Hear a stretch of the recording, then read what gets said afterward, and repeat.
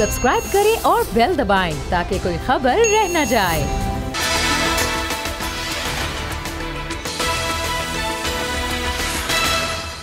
अस्सलाम वालेकुम नाज़रीन, आप देख रहे हैं प्रोग्राम अब बात होगी और मैं हूं मोहम्मद कामरान। दीगर ममालिक की तरह पाकिस्तान में भी कोरोना वायरस की सूरत हाल तशवीशनाक है। गुज़श्ता 24 घंटों में 118 मरीज जिंदगी की बाजी हार गए और मुस्बत केसेस की अगर बात की जाए, शरह की बात की जाए तो 10.17 मुस्बत केसेस आने की शरह है। और अगर इंडिया से कंपैरिजन किया जाए जहां पर बहुत ही बुरी सूरत हाल है तो 17% वहां पर ये मुस्बत केसेस आने की शरह है।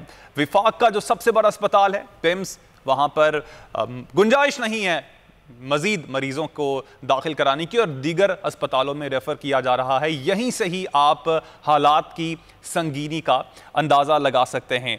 वज़ीर दाखिला शेख रशीद का भी एक वीडियो पैगाम सामने आया और उसमें उनका बताना था कि सिंध के अलावा दीगर तमाम सूबे जो हैं उन्होंने फ़ौज को तलब कर लिया है, जिनमें गिलगित बल्तिस्तान और आज़ाद कश्मीर भी शामिल है। फ़ौज को SOPs पर अमल दरामद के लिए बुलाया जा रहा है।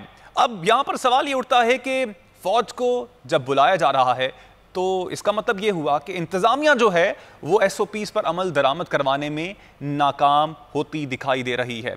अब एक और सवाल उठता है, लॉकडाउन की बात की जा रही है, क्या पाकिस्तान लॉकडाउन की जानिब बढ़ रहा है और क्या पाकिस्तान लॉकडाउन का मुतहम्मिल भी हो सकता है? ये भी सवाल हम आज के प्रोग्राम में उठाएंगे। वैक्सीन के हवाले से भी बात करेंगे। आज खेप एक और चाइना से आ रही है। वैक्सीन की टोटल 10 लाख, गुज़श्ता रोज़ 6 लाख वैक्सीन आई थी, आज भी 3 लाख शाम को 6 बजे तक पहुंच जाएंगी। 10 लाख वैक्सीन पाकिस्तान में तकरीबन 1-2 दिनों में पहुंच रही हैं। लेकिन क्या ये वैक्सीन कम नहीं है? और पाकिस्तान ने इस हवाले से, पाकिस्तानी हुकूमत ने इस हवाले से क्या किया है अब तक? इस हवाले से सोच क्या रखती है? क्या अभी तक हम अतिया की गई वैक्सीन पर ही अपना गुजारा होना समझते हैं और क्या ये काफ़ी होगा? इस हवाले से सवालात उठाएंगे। हमारे से होंगे डॉक्टर बारी साहब, CEO हैं इंडस अस्पताल के। बहुत शुक्रिया डॉक्टर बारी साहब आपके वक्त का। और सैयद जफ़र अब्बास भी हमारे साथ मौजूद हैं, समाजी कारकुन हैं, सरबराह हैं JDC फाउंडेशन के। आपका भी बहुत शुक्रिया। सबसे पहले तो गुफ्तगू का आगाज़ करना चाहूँगा डॉक्टर बारी साहब आपसे। बारी साहब, एक तो बताइएगा जो पाकिस्तान है उसमें कितने किस्म के कोरोना वायरस के वेरिएंट्स मौजूद हैं और जो वैक्सीन इस वक्त जितनी भी लगाई गई है या इस वक्त दुनिया में वैक्सीन मौजूद है, क्या वो तमाम वेरिएंट्स पर कारआमद है? ठीक, डॉक्टर बारी से भी हम राब्ता करने की कोशिश कर रहे हैं, उनसे राब्ता नहीं हो पाया है। जफ़र अब्बास साहब, आपकी जानिब आना चाहूँगा। हमने देखा है कि NGOs भी बहुत अहम किरदार अदा करती हैं जब भी किसी भी मुल्क में ऐसी सूरत हाल पैदा हो जाती है जो कि इस वक्त कोरोना सूरत हाल पाकिस्तान में दरपेश है। आपकी NGO किस तरह से काम कर रही है पाकिस्तान में और क्या इंतज़ामिया की मदद भी आपको हासिल है कोरोना वायरस के इस कठिन दौर में? देखें, जब से कोरोना का सिलसिला पाकिस्तान में शुरू हुआ है, पहले दिन से, चाहे वो सक्खर का कैंप हो, JDC अपनी खिदमत अंजाम दे रही है, चाहे वो एक्सपो सेंटर में पूरे 1 साल तक 3 वक्त का नाश्ता खाना, रात का खाना देना हो, JDC अपनी खिदमत दे रही है। JDC ने जब देखा कि प्राइवेट अस्पताल माफियाज ने एक सिस्टम बना लिया है कि जी 1 दिन के लिए भी आओगे तो अगर रेंट पे जा रहे हो तो 1.5 लाख रुपए और 1.25 लाख, तो हमने फौरी तौर पे हुसैन लाखानी ट्रस्ट के साथ मिलकर कोरोना के मरीजों के लिए मुफ्त अस्पताल खोला और आज साल पूरा हो गया, वो अस्पताल अपना काम कर रहा है। एशिया का सबसे बड़ा राशन प्रोग्राम चलाया कि जिसको जिस बस्ती में राशन चाहिए ट्रक लेकर आओ, हम भर के देंगे। 400 ट्रक रोज़ाना निकाले 4 महीने तक। और आज भी, कल मैंने वीडियो डाली है अस्पताल के बाहर खड़े होकर कि जी हमारे अस्पताल के ICU में इतने बेड खाली हैं, क्योंकि कराची के भी मुख्तलिफ अस्पतालों के चल रहे हैं, प्रेस रिलीज चल रही है कि हमारे पास जगह ख़त्म हो गई है, हमारे पास जगह ख़त्म हो गई है। और फिर वो जो इस वक्त एक प्रेस कॉन्फ्रेंस हुई है हुकूमत की जानिब से कि जिसके अंदर बताया गया कि अभी उतना जोर नहीं है कोरोना का, लेकिन मुल्क की जो ऑक्सीजन बनाने की कैपेसिटी है वो 90% तक कवर है और हमारे पास सिर्फ 10% ही गुंजाइश है। जबकि अभी हम हिंदुस्तान जैसी पोजीशन पे नहीं है, बल्कि 6-7% कम है उससे, तो उससे भी एक पैनिक क्रिएट हुआ है। दोबारा से वही सिलेंडर माफियाज, ऑक्सीजन माफियाज सब हरकत में आ गए हैं और बस वही है, लोगों के अंदर एक खौफ की फिजा है, क्योंकि पड़ोसी मुल्क से जो खबरें आ रही हैं वो दिल दहला देने के लिए काफ़ी हैं। अभी अभी बिल्कुल मैं जब आपसे बात कर रहा हूं तो इस वक्त भी हमारे जेडीसी के ऑफिशियल पेज के ऊपर हिंदुस्तान से मैसेज आ रहे हैं कि कोई ऐसा जरिया बनाए हम तक ऑक्सीजन भिजवा दें। वहां पर बड़े बड़े अस्पतालों में जहां करोड़पति अरबपति लोग इलाज करा सकते हैं, लोग अपने मरीजों को लेकर जा रहे हैं और वहां पहुंचने के बाद मरीज इसलिए मर रहा है कि वहां पर अस्पताल में ऑक्सीजन ही नहीं है। जफर साहब, पाकिस्तान में जो ऑक्सीजन की सूरत हाल है, इसी वाले से ही बात कर लेते हैं। पाकिस्तान में खासतौर पर, क्योंकि आप सिंध में काम कर रहे हैं, तो सिंध में क्या ऑक्सीजन जो है इस वक्त वाफिर मिकदार में मौजूद है? और खुदा न खास्ता अगर सिचुएशन वर्स्ट होती है तो इसके लिए भी क्या इंतजाम किए गए हैं? देखिए, कल की चौधरी फवाद साहब की प्रेस कॉन्फ्रेंस को अगर मद्देनजर रखा जाए, उन्होंने बताया सिर्फ 10% हमारे पास गुंजाइश बची है और अगर हम बाहर से इंपोर्ट भी कर लेते हैं ऑक्सीजन तो हमारे पास ऐसे जरिए नहीं है, ऐसी ट्रांसपोर्टेशन नहीं है, ऐसी कोई सर्विस नहीं है उस ऑक्सीजन को जो इंपोर्ट की जाएगी लोगों तक पहुंचाया जाएगा। यानी कि उन्होंने बेबसी से अपने हाथ खड़े कर दिए हैं अभी, जबकि इस मुल्क में खुदा ना खास्ता वो सूरत हाल नहीं है जो पड़ोसी मुल्क में। ठीक, तो ये खबर तो अभी आ गई कि अगर इंपोर्ट भी कर लेंगे तो हमारे पास वो जरिए नहीं है। तो बात सिर्फ इतनी सी है कि एहतियात लोग जितने ज्यादा कर सकते हैं करें। हुकूमत को सिर्फ ये चीज सोचनी होगी कि अगर आप लोगों की भलाई के लिए, लोगों की जिंदगियां बचाने के लिए, हम तो क्या खबरें जेडीसी के हवाले से पूछना चाह रहा था, जेडीसी ने क्या ऑक्सीजन एक्वायर की है? कितनी कैपेसिटी है ऑक्सीजन की जेडीसी के अपने पास? क्योंकि आपने अस्पताल के हवाले से बताया, तो आपके अस्पताल में हमारे पास जी जेडीसी के अस्पताल में हमने जाके देख लिया, हमारा अपना जो ऑक्सीजन का पूरा प्लांट लगा हुआ है वो सब उसमें जो जितनी होनी चाहिए, जितनी उसकी कैपेसिटी है वो फुल है। लेकिन मुझे नहीं मालूम कि आइंदा आने वाले वक्तों में हमें ऑक्सीजन, हम पाकिस्तान ऑक्सीजन से ऑक्सीजन लेते हैं, हमें ऑक्सीजन मिल पाएगी या नहीं मिल पाएगी। हमारा उतना ही बड़ा टैंक है जितना किसी बहुत बड़े अस्पताल में ऑक्सीजन का टैंक लगा होता है, बल्कि हमने तो 3 गुना महंगा लिया है, क्योंकि हमने तो कोविड के दिन की बात करें। इस वक्त chairman corona task force doctor Ataur Rahman ने भी हमें ज्वाइन किया है। बहुत शुक्रिया डॉक्टर साहब आपके वक्त का। डॉक्टर साहब, ऑक्सीजन के हवाले से बहुत से सवालात उठ रहे हैं, खासतौर पर जो भारत की सिचुएशन जब हम देखते हैं, वीडियो सामने आती हैं कि वहां पर ऑक्सीजन मौजूद नहीं है, लोग मिन्नतें कर रहे हैं कि कहीं से हमें ऑक्सीजन मिल जाए। पाकिस्तान में क्या ऑक्सीजन की इस वक्त वाफिर मिकदार में मौजूदगी है? और अगर सिचुएशन खराब हो जाती है तो क्या इंतजाम किए गए हैं हुकूमत की जानिब से? यादर साहब, रेस्टोरेंट्स जो हैं उनको इस वक्त किन किस्म की मुश्किलात का सामना है, हमें बताइएगा। और रमजान के दिन हैं, सहरी और अफ्तारी लोगों ने करनी होती है, तो औकात कार क्या है इस वक्त? इस वक्त डाइन आउट की जो टाइमिंग है वो तो अभी क्लैरिटी नहीं है, क्योंकि एनसीओसी का डिसीजन तो आया था कि बंद होगी, लेकिन अल्हम्दुलिल्लाह अभी तक चल रहा है डाइन आउट। वो तो 12 बजे तक टाइमिंग है, लेकिन हर इलाके की पुलिस अपने लिहाज से इसको लेके चलती है, नोटिफिकेशन का इंतजार नहीं करती। नोटिफिकेशन आए नहीं आए, जैसे 13 महीने से हम देख रहे हैं कि हमें बस बंद कराना एक मकसद है, तो वो बंद हर इलाका अपनी मर्जी से बंद चला जाता है। अतीक साहब, जो ताजिर हैं वो तो ये कहते हैं कि जो 7 दिन है उसका कारोबारी जिंदगी को, लेकिन कोरोना की सूरत हाल है, क्या कहेंगे आप? ताजिरों को खुद नहीं सोचना चाहिए कि मुल्क की सूरत हाल हमारी ऐसी ना हो जाए जो कि इस वक्त विजुअल्स हम देख रहे हैं भारत के, तो इसके लिए खुद भी कोऑपरेट करें? फैसल साहब, इस बात में तो दो राय नहीं है कि जितना हुकूमत सिलसिले रहे कोरोना की वबा की रोकथाम में, उतने ही ताजिर भी हैं। लेकिन हुकूमती हिकमत अमली मैं देख रहा हूं कि वो कतई मौसर साबित नहीं हो रही। अभी 2 रोज पहले असद उमर साहब ने फरमाया कि ईद की खरीदारी फौरी तौर पे कर ली जाए, क्योंकि हो सकता है कि ईद के करीब हम लॉकडाउन का फैसला कर लें। वो इतना पैनिक उनका ये बयान फैला गया कि कल कराची में किसी सड़क पे ऐसा दिल धरने को जगह नहीं थी, मार्केटों में लोग उमड़े चले आ रहे थे। भाई, अगर सोशल डिस्टेंसिंग भी इसका एक एहतियाती एक तदबीर है, तो फिर ऐसे हालात भी तो पैदा करो कि लोग कम से कम फासला बरकरार रख सकें। लेकिन ऐसा क्या, पिछले साल भी हमने देखा हुकूमत की हिकमत अमली यही थी, इतना हिरासा कर दिया कि कोरोना से मुतासरीन की तो तादाद अलग है, 80% से ज्यादा लोगों को आसाबी बीमारियों में मुब्तला कर दिया। अब भी यही कुछ हो रहा है, यानी डराया ज्यादा जा रहा है। आप जितनी सख्ती चाहे मार्केटों में, शॉपिंग सेंटर्स में, उन इलाकों में जहां इस वक्त रश मौजूद है, आपने फौज बुला ली, आप इससे ज्यादा सख्ती कर सके तो करें, हमें कोई इस पे एतराज नहीं है, हम आपके साथ हैं। लेकिन ऐसा कुछ पैनिक फैलाना कि जिसे आज मैं कुछ कोरोना वैक्सीनेशन सेंटर गया तो फैसल साहब वहां इतना रश था कि मैंने जब अमले से बात की तो उन्होंने कहा कि ये उस बयान के बाद अब ये सूरत हाल है, लोग उमड़े चले आ रहे हैं, तो आपको तो रश कम करने वाले इक़दाम करने चाहिए। इसीलिए हमने कहा कि आप अगर ये कहेंगे कि नमाज असर से पहले यानी रमजान मुबारक में इफ्तारी के बाद की इजाजत नहीं देंगे तो बड़ा गलत ये आप फैसला करेंगे। लोगों को मौका दें, कम से कम रात 12 बजे तक, एक ठंडा वक्त है, लोगों को इत्मीनान होगा कि हम इत्मीनान से खरीदारी। अब कुछ लोग कहते हैं आप ईद ही ना मनाएं, लोगों से कहें वो पुराने कपड़े पहन के बच्चों को पुराने कपड़े पहना के ईद करें। भाई इस पे किसको कायल कर सकते हैं? हम तो किसी को कायल नहीं कर सकते। दूसरी बात यह है कि आप अरबों रुपए की सरमायाकारी है ताजरों की।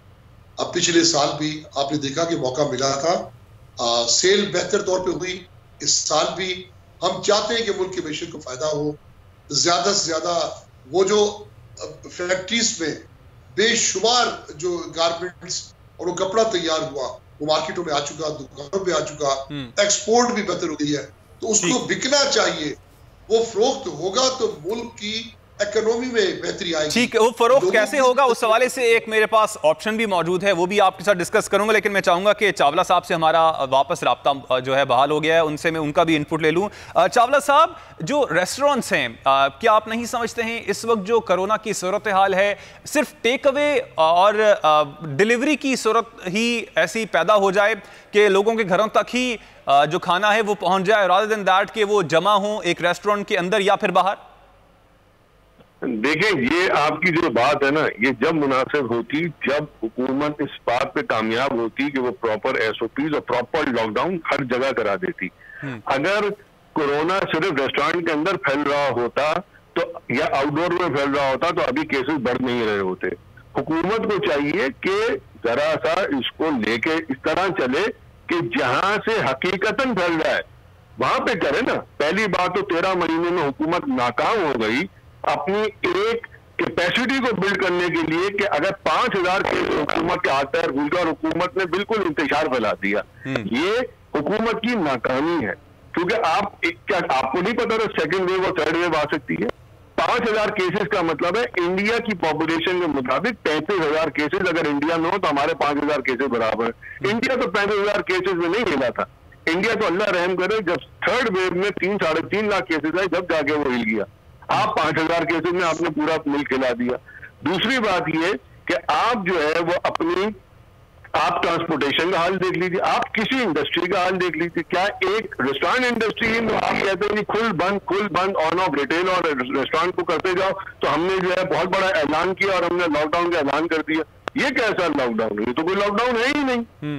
ये कौन सा लॉकडाउन? ये ज्यादती हो रही है किसी एक इंडस्ट्री के साथ और ये खिलवाड़ हो रहा है। अच्छा चावला साहब, एक और सवाल आपसे जरूर करना चाहूंगा। जो बात आप कर रहे हैं चावला साहब, जो बात आप कर रहे हैं वो हम किसी से भी बात करते हैं, किसी भी इंडस्ट्रीज के नुमाइंदे से बात करते हैं, वो कहते हैं कि बाकी लोगों के साथ जो है वो हाथ खुला रखा हुआ है और हम पे बहुत सख्ती की जा रही है। ये हर कोई हमें ये बात कहता है। अब अगर हम यही बात हर किसी के सामने रखें कि सबको ही खोल दिया जाए तब तो मामलात बहुत खराब हो जाएंगे। जो आप इंडिया से कंपैरिजन कर रहे थे, अब जो सूरत हाल वहां पर पैदा हो गई है वो इरिवर्सिबल है, रिवर्स नहीं हो सकती है। तो अगर हुकूमत की जानिब से कोई इस तरह का इकदाम लिया जाता है जो कि फॉर द टाइमिंग हमें लगता है कि सख्त है, लेकिन आगे गलत सूरत हाल या मुश्किल सूरत हाल से बचने के लिए कोई स्टेप लिया जाता है, तो आपके ख्याल में क्या ये बेहतर कदम नहीं होगा? सर, दो बातें। एक, हुकूमत नाकाम हुई है पिछले 13 महीने में, उसने क्या अपनी कैपेसिटी बिल्ड की, चले नाकाम हो गई, अब वो लेना चाहती है स्टेप, तो फुल लॉकडाउन पे जाए ना। लॉकडाउन करना ही है तो फिर पूरा लॉकडाउन करें सिंसियरिटी के साथ। ठीक। और SOP फिर फौज जो आ रही है, फौज आए और SOPs को फॉलो करवाए अगर लॉकडाउन करना ही है तो।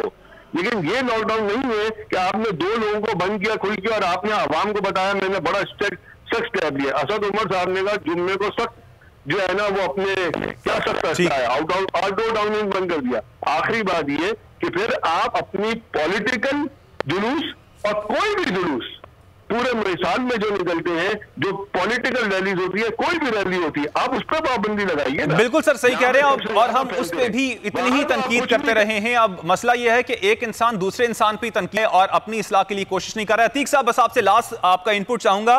अतीक साहब, जो आप बात कर रहे थे, टेक्नोलॉजी का दौर है, आप नहीं समझते हैं कि अब ताजिरों को टेक्नोलॉजी का इस्तेमाल की जानिब आना चाहिए? अपनी ग्रोसरीज हैं, आपने कहा कपड़ा इस वक्त तैयार होकर मार्केट में आ चुका है, उनको अपने बेचना है, तो बेचने के लिए आप टेक्नोलॉजी का इस्तेमाल करें, ऑनलाइन चीजों को लेके आएं और ऑनलाइन की जानिब भी अपने कस्टमर्स को रेफर करें कि ऑनलाइन भी आपको ऐसी ही चीजें मिल सकती हैं। देखिए, कोरोना ने जहां बहुत सारी एक नेगेटिव बातें सामने आई हैं, वहां इस मुल्क में जो सबसे ज्यादा पॉजिटिव मामला सामने आया, लोगों को ऑनलाइन के बारे में इतनी समझ नहीं थी। पिछले साल तक तो 5 से 10% लोग बामुश्किल ऑनलाइन बिजनेस करते थे। अब ये शरह इतनी बढ़ चुकी कि बहुत सारे बंद कारोबार भी ऑनलाइन में जाके बेहतर हो गए। ये इस पाकिस्तान पर कोरोना का एक एहसान है कि एक जिंदगी को इस तरीके से तब्दील किया। दुनिया में ऑनलाइन में लोग ज्यादा, सर बस टाइम कम है, आप लोग ट्रांसफर होने का सोच रहे हैं, टेक्नोलॉजी को इस्तेमाल करने का सोच रहे हैं कि अपना जो भी आपके पास है, ताजरों के पास चीज है, उसको ऑनलाइन ही बेचा जाए? ये रातों रात नहीं हो सकता। ये जूं लोगों की समझ में आता जाएगा, लोगों को इस्तेफादा होगा, लोगों को फायदा होगा, ऑनलाइन की तरफ जाएंगे। आई होप कि कोशिश भी की जाएगी। शुक्रिया अतीक मीर साहब आपके वक्त का। अतहर सुल्तान चावला साहब, आपने भी वक्त दिया, आपका बहुत शुक्रिया। मुझे ब्रेक का कहा जा रहा है, ब्रेक के बाद हमें ज्वाइन करेंगे डॉक्टर बारी साहब और जफर अब्बास साहब भी हमारे साथ दोबारा से मौजूद होंगे। आप भी हमारे साथ रहिएगा।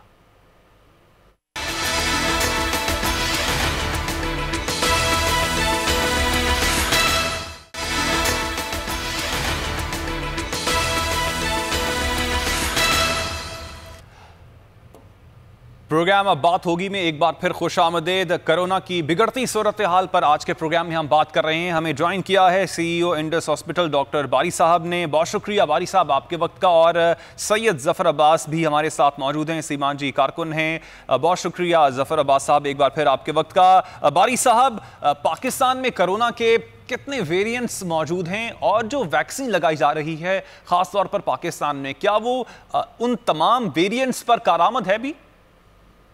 देखिए, अभी तो हमारे पास यूके और वेरिएंट है और साउथ अफ्रीकन वेरिएंट है और एक पुराना वेरिएंट चाइनीज़ वेरिएंट तो चल ही रहा है। अभी तक तो कोई ऐसी बात नहीं है, ये वेरिएंट इफेक्टिव है, उन तीनों वेरिएंट के ऊपर इफेक्टिव है।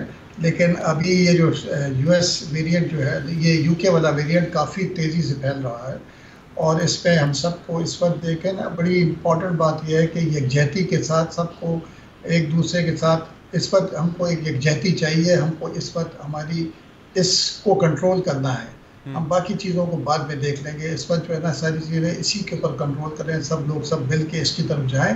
ये बहुत ही आउट ऑफ कंट्रोल निकल गया ना, तो जो कहते हैं इंडिया में जो हालात हैं वो खुद अल्लाह ना करे कि अल्लाह उन लोगों को भी इससे बचाए और हमारे लिए भी ये ना आए। और तमाम नौ इंसानी को मेरी दुआ है कि तमाम नौ इंसानी को इस वबा से जल्द अज जल्द आमीन आमीन आमीन। डॉक्टर बारी साहब, एक और चीज़ आपसे पूछना चाहूँगा, ये जो मुख्तलिफ वेरिएंट्स है इनके सिम्टम्स के हवाले से बताइएगा। ख़ास तौर पर आजकल जो वेरिएंट इस वक्त मुल्क में मौजूद है, क्या उसके सिम्टम्स मुख्तलिफ हैं? जो हमारी पहली वेव आई थी उसमें जिस तरह के सिम्टम्स मौजूद थे पेशेंट्स के अंदर, इसमें थोड़े सिम्टम्स ये कि पहले ये डायरेक्ट लंग्स को अफेक्ट करके उसमें जो है ना बहुत ज़्यादा वो नहीं आ रहा है, टेस्ट भी नेगेटिव आ रहे हैं।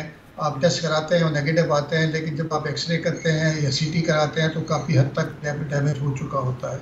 और ये बहुत, और इसमें दूसरी जो चीज़ हो रही है ना, ये कि पूरी फैमिली जो है ना, पहले तो फैमिली में एक आदमी हुआ, आपने उसको आइसोलेट कर दिया, वो सारी चीज़ें कंट्रोल में आ गई, लेकिन ये तो एक ही पूरी फैमिली पॉजिटिव नज़र आती है। ये चीज़ें ज़्यादा आ रही है इसके ऊपर।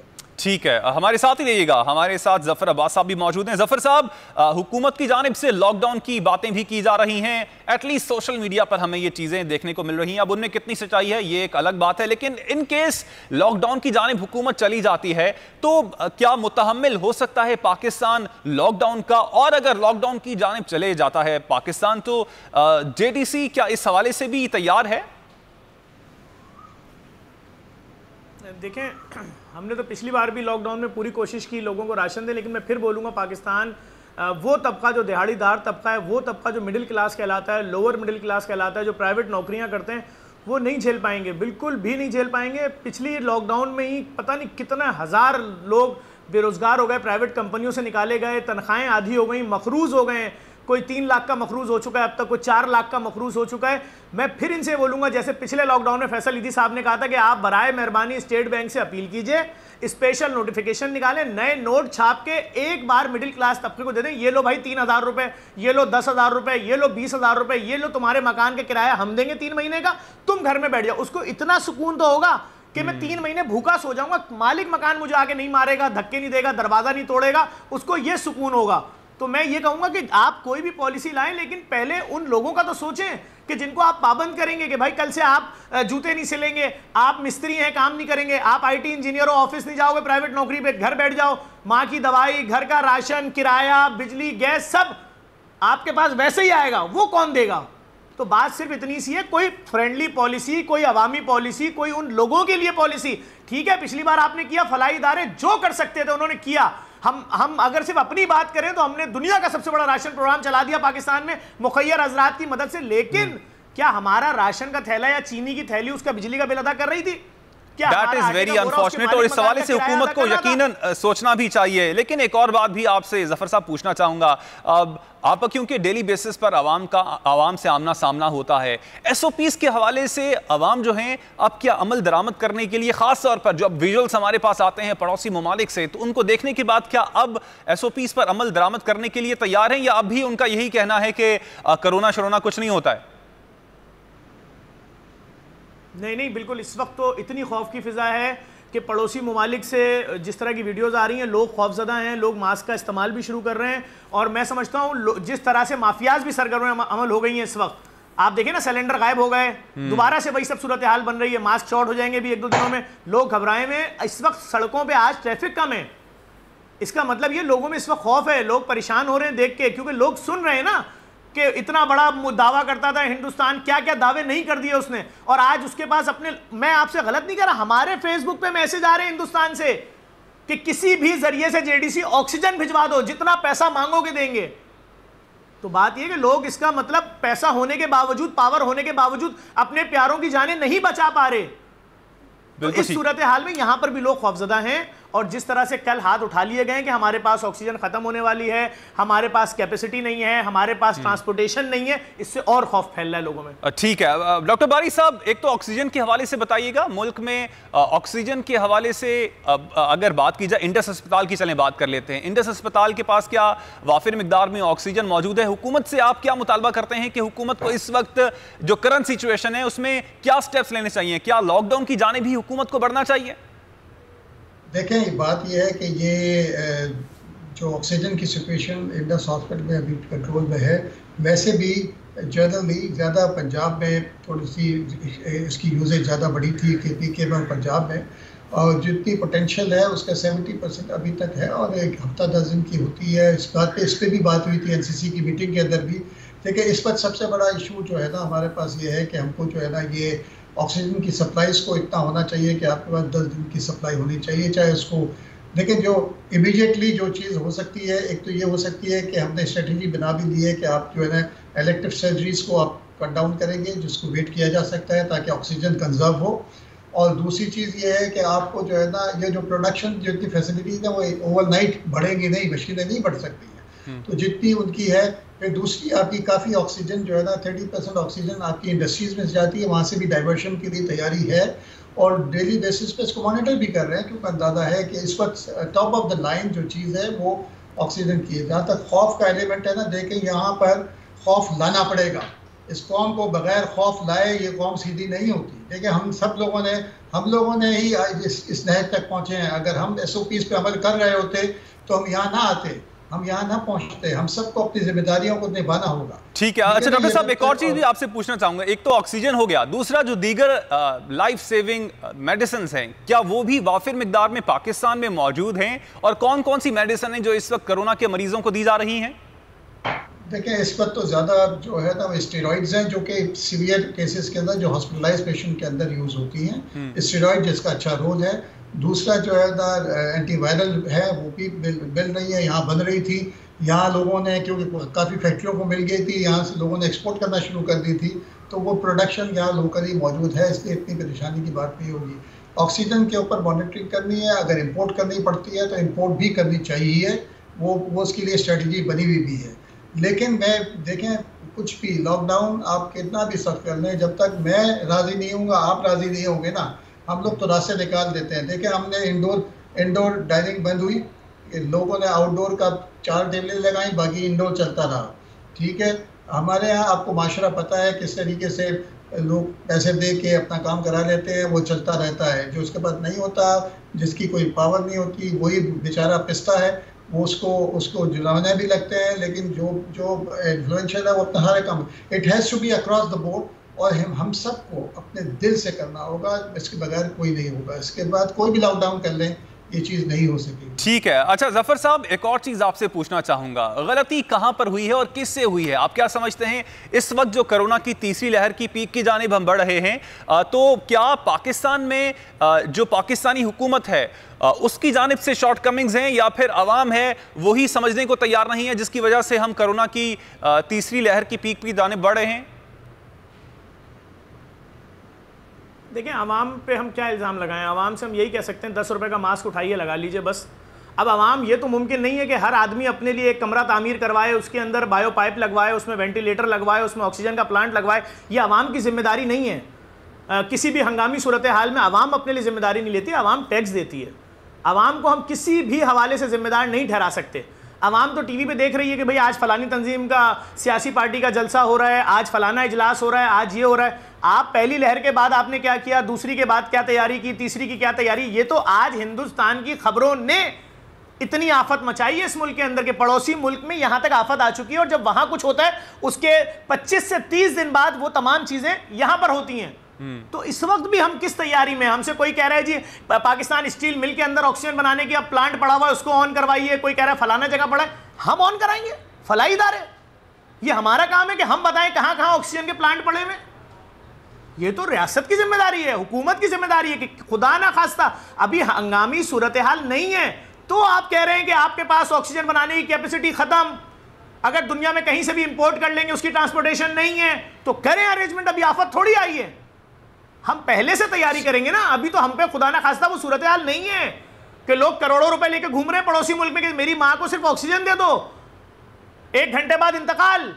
ये सूरत हाल है। इस वक्त फोन आ रहे हैं लोगों के रिश्तेदारों के उनके पास कि जी हमारी फला रिश्तेदार थी उस मुल्क में, उनका इंतकाल हो गया क्योंकि ऑक्सीजन नहीं मिली, पैसे वाले थे, रुपए वाले थे। तो ऐसी सूरत हाल खुदा ना खास्ता यहां नहीं है। लेकिन उस सूरत हाल तक ना पहुंचा जाए उसके लिए इकदाम करने की जरूरत है। फ्लाइट्स पे पाबंदियां लग रही हैं पाकिस्तान पर, खास तौर पे, चाहे इंग्लैंड की बात की जाए, ओमान की बात की जाए, कनाडा की बात की जाए, सऊदीया की बात की जाए, पाबंदी लगा चुके हैं। हमारे साथ ही रहिएगा जफर साहब। बारी साहब, अब जो लोग इस वक्त कोरोना में मुब्तला नहीं हैं वो इम्यूनिटी को बढ़ाने के लिए क्या कुछ कर सकते हैं? चले उन्होंने मास्क पहन लिया, उन्होंने सैनिटाइज भी कर लिया अपने आप को, मजीद वो क्या कुछ कर सकते हैं ताकि वो कोरोना से महफूज रहें? देखिए, अपनी ये तो जो SOPs है उस पर अमल करना है। अपनी डाइट को अच्छा रखें, पानी का इस्तेमाल, फ्लूइड ज़्यादा लें, प्रोटीन ज़्यादा लें, और वो विटामिन C के टैबलेट्स हैं वो ले लें डेली बेसिस के ऊपर। विटामिन D का भी रोल है, वो भी लें।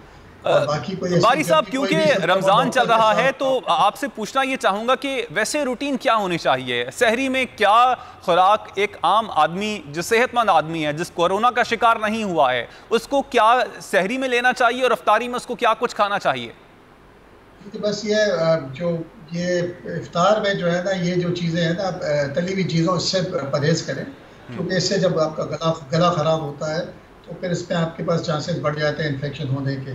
तो तली हुई चीज़ों से परहेज करें, बाकी जो चीज़ आपको मैसर है उसको खाएं, अच्छी डाइट लें, फ्रूट खा लें और फ्लूइड का इस्तेमाल ज़्यादा करें। बारी साहब, आप घबराने की बात भी कर रहे थे कि अवाम को इस वक्त डराना होगा, अवाम घबराएगी तभी SOPs पर अमल करेगी। लेकिन एक और चीज़ भी हम देखते हैं और यही कहा जाता है कि घबराने से, डराने से या डर जाने से भी इम्यूनिटी लेवल आपका कमज़ोर होता है।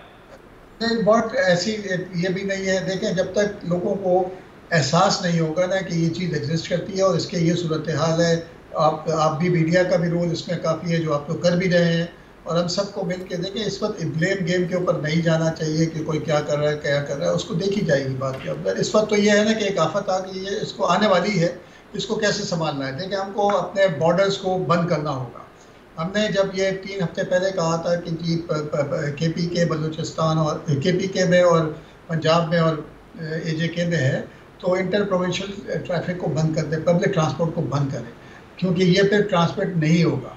और फिर हमने देखे ना अपनी फ्लाइटें वहाँ पर UK ने अपना लॉकडाउन किया तो वहाँ से उड़ के ये लोग पाकिस्तान आ गए। इनको अब चेक होना चाहिए था, आपकी कंप्लेसेंसी हो गई थी। देखें, जब तक आपकी कम्युनिटी, आपकी पूरी आबादी, पॉपुलेशन 70% जब तक वो वैक्सीनेट नहीं होगी, उस वक्त तक आपको ऑन योर फुट रहना है, आपको ऑन योर टोज रहना है, आप कॉम्प्लिसेंस नहीं हो सकते। और जो फर्स्ट लाइन ऑफ डिफेंस है ना, फर्स्ट लाइन जो है ना, फ्रंट लाइन वर्कर, हम लोग डॉक्टर्स नहीं हैं, मैं काफ़ी दफ़ा कहता रहा हूँ, फ्रंट लाइन पे आवाम है। आवाम को बिहेव करना होगा, आवाम को अपने रवैये में तब्दीली लाने लगी। हम लोग हेल्थ केयर वर्कर्स जो है ना, ये तो लास्ट लाइन ऑफ डिफेंस है। अगर इसके ऊपर इतना प्रेशर डालेंगे कि ये अगर टूट गई ना, तो फिर अलामात अलफीज होगा, जो कि इंडिया में हो रहा है। अल्लाह ना करे कि वैसा हो, इसलिए हम सबको अपनी रिस्पॉन्सिबिलिटी को पूरा करना चाहिए। ठीक है, आपका पॉइंट आ गया। जफर साहब, एक और चीज़ भी आपसे डिस्कस करना चाहूँगा। फौज को भी अब बुला लिया गया है। सिंध के अलावा SOPs पर अमल दरामद के लिए अब फौज अमल दरामद करवाएगी इंतज़ामिया के साथ मिलकर। इसको आप कैसे देखते हैं? क्या ये इंतज़ामिया का फेलियर आप समझते हैं कि इंतज़ामिया SOPs पर अमल दरामद करवाने में फेल हो गई है, इसलिए फ़ौज को बुलाया जा रहा है? और जब भी कोई ऐसी सूरत हाल होती है, कोई आफत तूफ़ान कुछ भी होता है, तो NGOs आगे होती हैं या फिर फ़ौज सामने होती है? देखें, हमने यहाँ किसी भी कुदरती आफत में, हमने जहाज़ गिरा हो, हमने ज़लज़ला, सैलाब आया हो, हमने जब भी कोई बड़ी आफत देखी है, हमने उसमें सिविल डिफेंस के इदारे बहुत कम देखे हैं। उसके अंदर हमने या तो हिलाल अहमर को देखा है, या हमने उसके अंदर हमने पाक फ़ौज को ही देखा है। तो इस वक्त भी इसका मतलब कोई ऐसी सूरत हाल आने वाली है जिसके लिए इन लोगों को अंदाज़ा है कि शायद ये नहीं संभाल पाएंगे, या ऐसी मुश्किल सूरत हाल इनके सामने है। क्योंकि देखें ना, इस वक्त जब पाकिस्तान में ये सूरत हाल नहीं है, इस किस्म की प्रेस कॉन्फ्रेंसेस आवाम को बताना या उनके सामने होना, और ऑक्सीजन के हम पूरी नहीं कर पा रहे और हाथ खड़ा कर लेना, ये सब बहुत बड़े क्वेश्चन मार्क हैं। और ना कि उसके लिए इंतजाम होना, आम पब्लिक का वीडियोस चलाना कि जी ऐसे ऑक्सीजन बनाएं, वैसे बनाएं, ये तो भाई ये सब चीज़ें एक बहुत बड़ा क्वेश्चन मार्क है। मैं समझता हूँ कोई ऐसी हंगामी सूरत हाल अगर है और फौज को बुलाया जा रहा है, तो इसका मतलब आवाम को भी एहतियात करनी है और उनको समझना चाहिए कि इसका मतलब कुछ आगे परेशान कुन सूरत हाल है। ठीक है जफर साहब, लास्ट आपसे कमेंट्स लेना चाहूंगा। इस वक्त हुकूमत पाकिस्तान को आप क्या सजेस्ट करेंगे? जो इस वक्त सूरत हाल पैदा हो चुकी है, उससे निपटने के लिए आप क्या समझते हैं हुकूमत को क्या क्या स्टेप्स लेने चाहिए? देखिए, मैं हुकूमत पाकिस्तान को सिर्फ यही बात कहूँगा, अगर आप लोग अवामी नुमाइंदे मुंतखब होकर पहुँचे हैं और हुकूमत चला रहे हैं, जिन कारोबारी हजरात का पहले लॉकडाउन में बर्बादी हुई, तबाह हुए, ख़त्म हो गए, लोग मकरूज हो गए, लोगों का बेड़ा गर्क हो गया, अगर उनसे आपने रब्ता नहीं किया, दूसरे वाले में नहीं किया, अब अगर आप लॉकडाउन करने जा रहे हैं तो कोई एक अवामी पॉलिसी ज़रूर बनाइएगा कि भाई तुम्हारा अगर कारोबार तबाह होगा, तुम बैठो, बंद करो, बर्बाद करो सब चीज़ें, हम खड़े में, तुम दिहाड़ीदार तबका, तुम घर के अंदर बैठ जाओ 3 महीने, हमें तमाम पाकिस्तानियों की जान बचानी है, हम खड़े में तुम्हारे लिए पीछे। पाकिस्तान में मुखैर हजरात की कमी नहीं है, कोई भूखा नहीं सोया लॉकडाउन में, फलाई इदारे खड़े रहे, लेकिन हुकूमत की भी तो कोई जिम्मेदारी है भाई। हम देख रहे हैं जो लोग कल तक राशन मांगते थे, इस रमजान 3-3 लाख रुपए मांग रहे हैं, बच्चों की 1-1 साल की फीस चढ़ गई है। पिछले लॉकडाउन ने उनकी कमर तोड़ दी है, उनके ऊपर मालिक मकानों ने किराए ले लिए। जो 25,000 रुपए रेंट के घर में रहता था, घर छोड़ के दूसरी आबादी में चला गया 10,000 रुपए रेंट के घर पे, वो कह रहा है मैं हाथ नहीं फैलाऊंगा किसी के आगे। अपना लिविंग स्टैंडर्ड बहुत नीचे ले गए लोग। ये सोचना पड़ेगा, गौर करना पड़ेगा, हुक्मरानों को, अपने नौकरों से पूछना पड़ेगा, बताओ तो बाहर क्या हाल है, हम तो जाते नहीं बाहर। सैयद जफर अब्बास साहब, आपने वक्त दिया, डॉक्टर बारी साहब, आपने वक्त दिया बोल टेलीविजन को, आपका भी शुक्रिया। नाज़रीन, उम्मीद करते हैं कि हमारा आज का प्रोग्राम आपको पसंद आया होगा। मुझे मोहम्मद कामरान को दीजिएगा इजाजत। अल्लाह निगहबान।